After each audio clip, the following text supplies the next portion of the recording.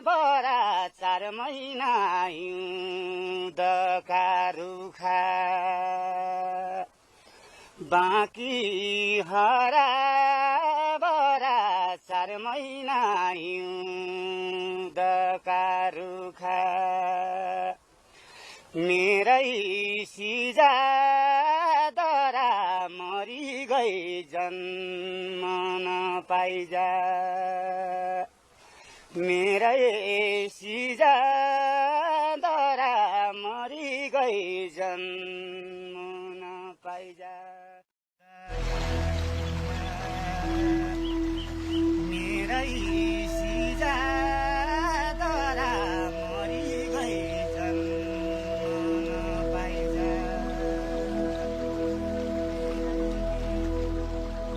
नेपालको पहिलो संविधान कहाँ बनेको थियो? नेपालीलाई नेपालसँग जोड्ने भाषाको जननी कहाँ हो? ऐतिहासिक राजसभा पहिलोपल्ट कहाँ चलेको थियो? सामान्य ज्ञानका अध्यायतालाई यो प्रश्न सोधियो भने एउटै उत्तर हुनेछ, जुम्लाको सिजा उपत्यका। यो कुनै आवेग र संवेगमा गरिएको दाबी नभएर कथा कर्णालीका टिमले खोज अनुसन्धानबाट प्रमाणित दस्तावेज र वस्तुस्थितिका आधारमा यो तथ्य सार्वजनिक गर्दैछ।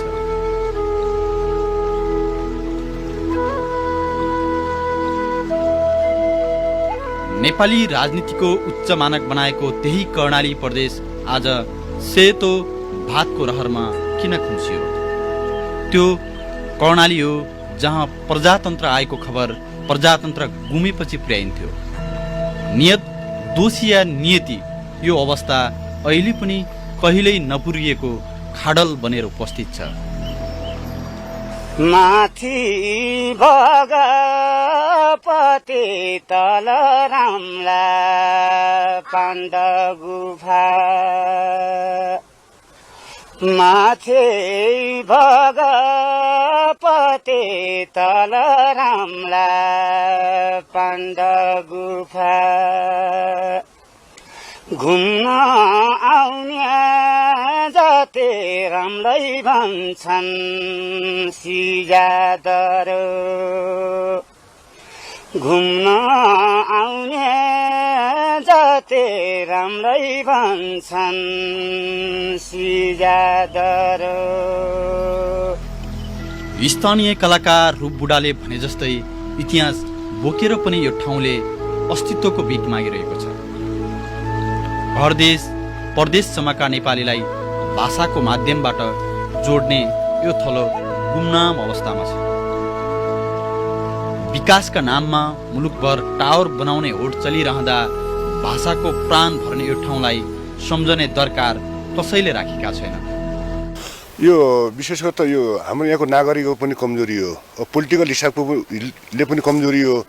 अब हामीले चिनाउन थुप्रै प्रयासहरू गऱ्यौँ, अब नाटकबाट अब फिल्मबाट हर ठाउँ लेखन शैलीबाट पनि प्रयास गऱ्यौँ, तर हाम्रो वास्तविक लिडर नभएको नाताले हामीले यसलाई पहिचान गर्न सकेनौँ। अब बाह्य आन्तरिक पर्यटकहरू आउँछन्, यसरी भन्छौँ हामीहरू, उहाँले लिएर मिडियामा प्रचार गरिदिएपछि यसको प्रचार हुने हो। यसमा अब लिन्छन्, प्रचार हुँदैन, यहाँभन्दा पहिला त्यसै भयो। अब प्रचारको लागि तपाईँहरूसँग अनुरोध गर्न चाहन्छु। पारी हटो पारी पुडो गाडी पारी पुडो कच्ची रोट बीजमा सिजा राज्य बीजमा सिजा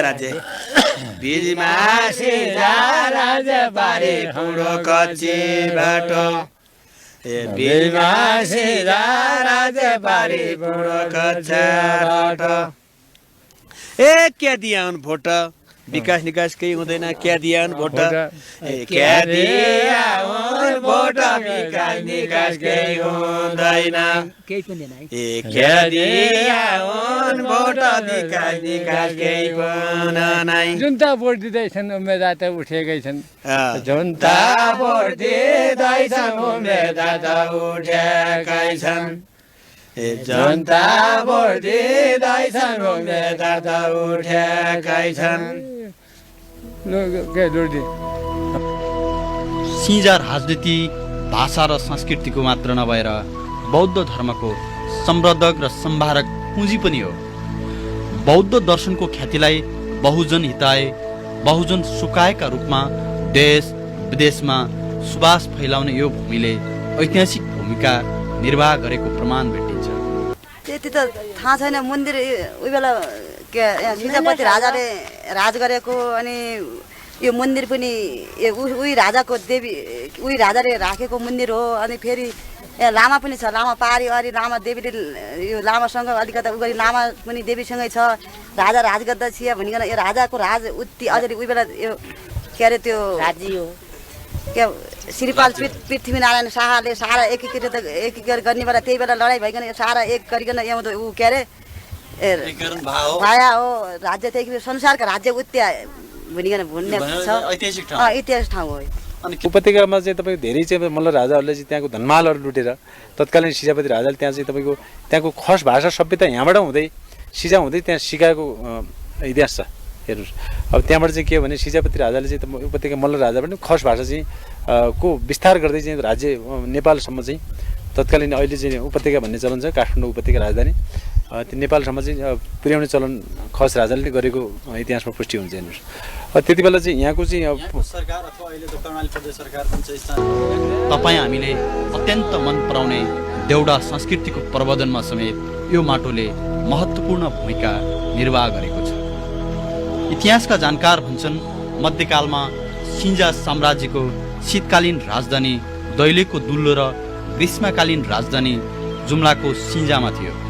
विधिको शासन दुवै ठाउँले स्थापित गरेका थिए। कर्णाली सभ्यता सिन्जा सभ्यता यो नाग राजाको पालादेखि मल्ल राज्य कराचल्ल रिपु मल्ल आदित्य मल्ल यिनी मल्ल राजाको पालादेखि राजधानी सिन्जा लामाथाडा भन्ने जो कुनसुन्दरी स्थान छ लामाथाडा त्यही हो, राजधानी त्यही र कर्णाली अञ्चल भन्दा यो राज्यको सिमाना गढकुमाउ नैनीताल र तिब्बतको गाङ्ग्री पुडाङ यसै राज्यभित्र थियो। भन्नुपर्दा नै यो सभ्यता जहाँसम्म श्रीलङ्का भुटान आफ्नो भाषाले बोले पनि यसै सभ्यतामा गएका छन्, यसै सभ्यतालाई सम्मान दिएका छन्। सिन्जा सभ्यता भन्नलाई यहाँको खस भाषा खस संस्कृति अब यहाँको खेतीपाती पनि सभ्यतामा जान्छ। यहाँको धान खेती मासी धान अब यहाँको मकै यहाँको आलु यहाँको सिमी भने सभ्यता अब भएको थियो। अनि अर्को कुरा अहिले भइराखेको छ कर्णाली कसरी रह्यो नाम भन्ने कुरा कर्णाली प्रदेशको कुरा भन्दा करको नालो भया भन्नाले करनाली भनेको हो। कर्णाली भनेको अहिले भाषामा बोलेका छ, हामी करनाली भन्छौँ। जो कर आउँछ नालो तैँले के नालो पाडिस भन्छन्, त्यसैले कर आउने भयो भने करको नालो भया हुनाले कर्णाली हो भनेर हाम्रो राज्यले भनेको छ। करको नालो त त्यही हो, त्यो सुरत आउने ठाउँ त्यही हो भनेर भनिराखेको थियो। अब नदी करको नालो करको नालो कर आउने भए हुनाले अरूको नदीका नाम अरू राखे। यो करको नालो भए हुनाले पैसा आउने स्रोत भए हुनाले यसलाई कर्णाली भन्छ। अहिले कर्णाली भनेर शब्द दरबार चाहिँ मलाई चाहिँ त्यति चाहिँ यहाँको मान्छे बुढापाकाहरूलाई पनि त्यति थाहा रहेनछ यो सम्बन्धमा। मैले धेरैलाई सोधेँ। यो चाहिँ पहिला चाहिँ राजाहरूले चाहिँ शासन गर्ने र चाहिँ यसको ठुलो राज्य रहेछ, यहाँ ठुलो राज्य रहेछ र यसले यहाँ चाहिँ दैलेख पनि यो दुल्लु भन्ने ठाउँ पनि उसैको रहेछ अनि दुल्लु भन्ने ठाउँ पनि रहेछ र चाहिँ तपाईँको चाहिँ यो बहादुर शाहको पालामा असोज 3 गते दसैँको बेलामा र चाहिँ साल चाहिँ मलाई ठ्याक्कै थाहा भएन। अनि त्यतिखेर बहादुर शाहले चाहिँ यहाँ आक्रमण गरेर जित्नु भएको छ। कथम कदाचित जुम्ला चन्दननाथको अखण्ड धुनी निभ्यो भने दुल्लुको श्रीस्थानबाट अग्नि लगेर धुनी जगाइन्थ्यो।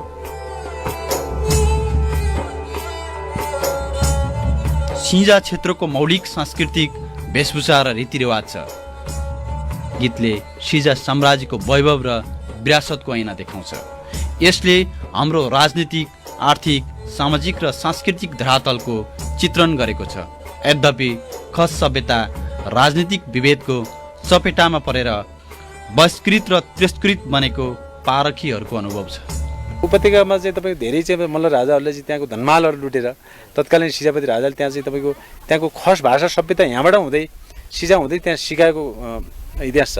हेर्नुहोस् अब त्यहाँबाट चाहिँ के हो भने सिजापति राजाले चाहिँ उपत्यका मल्ल राजा पनि खस भाषा चाहिँ को विस्तार गर्दै चाहिँ राज्य नेपालसम्म चाहिँ तत्कालीन अहिले चाहिँ उपत्यका भन्ने चलन छ, काठमाडौँ उपत्यका राजधानी त्यो नेपालसम्म चाहिँ पुर्याउने चलन खस राजाले गरेको इतिहासमा पुष्टि हुन्छ। हेर्नुहोस् अब यो कनका सुन्दरी मन्दिरको र यो सिजा सभ्यता र खस दरबारको विषयमा यिनीहरू त्रिपक्षीय अङ्ग हुन् जहाँसम्म मलाई लाग्छ।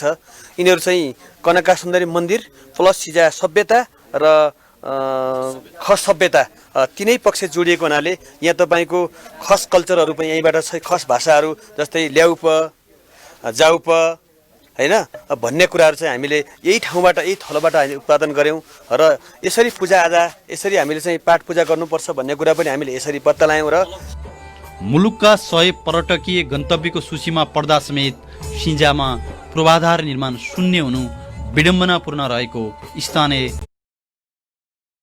सूर्यमणि अमाल बताउँछन्। राजमार्गकै कुराहरू गरौँ, तपाईँ खलङ्गा बजारमा जानुहोस्, त्यहाँ पिच भएको छ।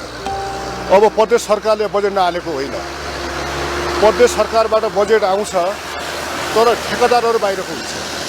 मेन समस्या भने ठेकेदार बाहिरको हुन्छ। त्यो बाहिरको ठेकेदारबाट यहाँको पिटी ठेकेदारले काम चलाउँछ, पिटी ठेकेदारबाट पनि अर्को ठेकेदार बन्छ। यो बन्दा यो रोडको जो मापदण्ड हो त्यो अनुसार कामै हुन सक्दैन। हामीले प्रदेश सरकारसँग अनुरोध गऱ्यौँ, कमसेकम प्रदेशबाट आउने यत्रो रकमहरूको निगरानी त राख्नु पर्यो, अनुगमन हुनु पर्यो। न अनुगमन छ यसको, न यसको निगरानी छैन। ठेकेदारहरूले मनपरी ढङ्गले गर्छन्। कनका सुन्दरी मन्दिर, विराट दरबार, पाण्डव गुफाको गरुड, नुहाउने मन्दिर, बाणगङ्गा मन्दिर, छरिएर रहेका बेवारिसी अवस्थाका ढुङ्गे खम्बा, देवल, मुग्राहा, प्राचीन बस्तीका भग्नावशेषको संरक्षण हुन नसकेको देख्दा जो कसैको मन थामिन कठिन हुन्छ। इतिहासका नासोको रूपमा रहेका यी वस्तु नामेट भयो भने त्यसको क्षति कहीँ कतैबाट पुरा नहुने निश्चित छ। यी अमूल्य सम्पदा बेवारिसी अवस्थामा छन्।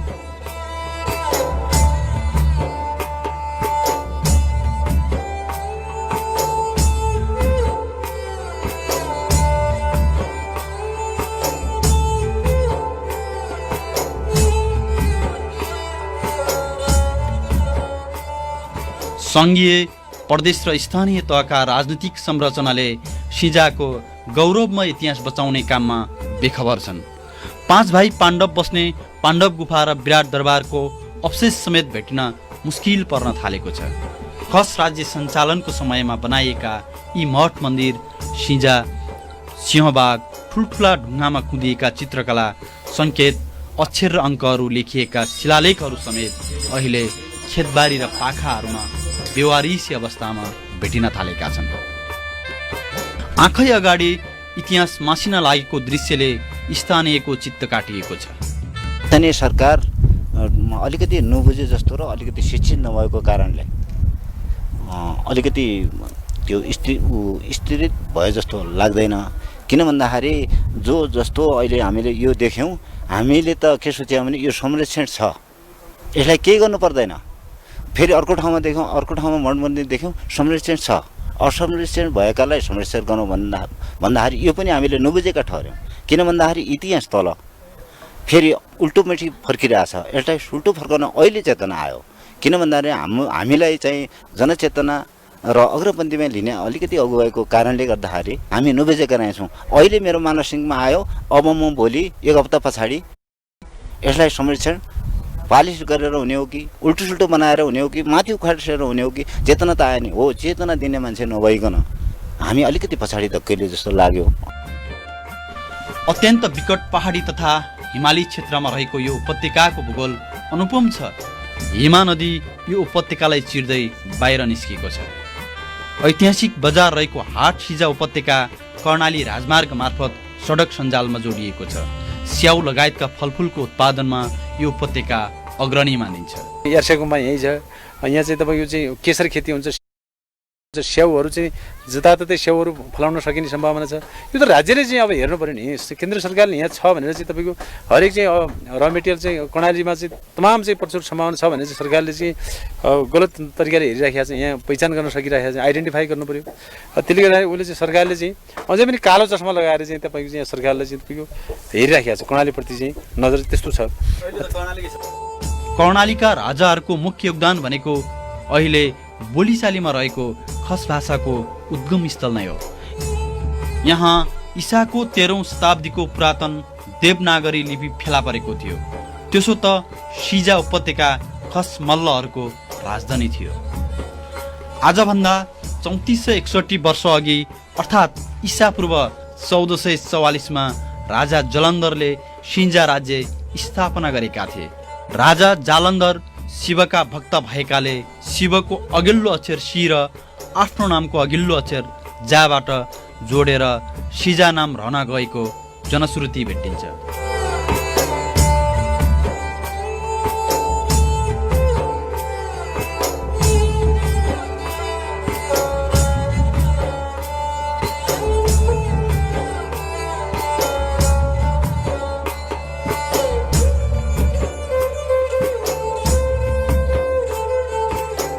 जालन्धरकी रानी वृन्दाले बास गरेको भनी सिजामा अहिले पनि पूजा गरिने देवीलाई वृन्दावासिनी भनिन्छ। पुराणहरूमा वृन्दालाई पतिव्रता र तपस्वी नारीका रूपमा चित्रण गरिएको पाइन्छ। यिनै वृन्दाको नाम अपभ्रंश आउँदै खस भाषामा विनयनी उच्चारण गरिन्छ। खस राजा नागराजाले र उनका उत्तराधिकारीले सिन्जा नगरमा करिब 300 वर्षसम्म शासन गरेका थिए।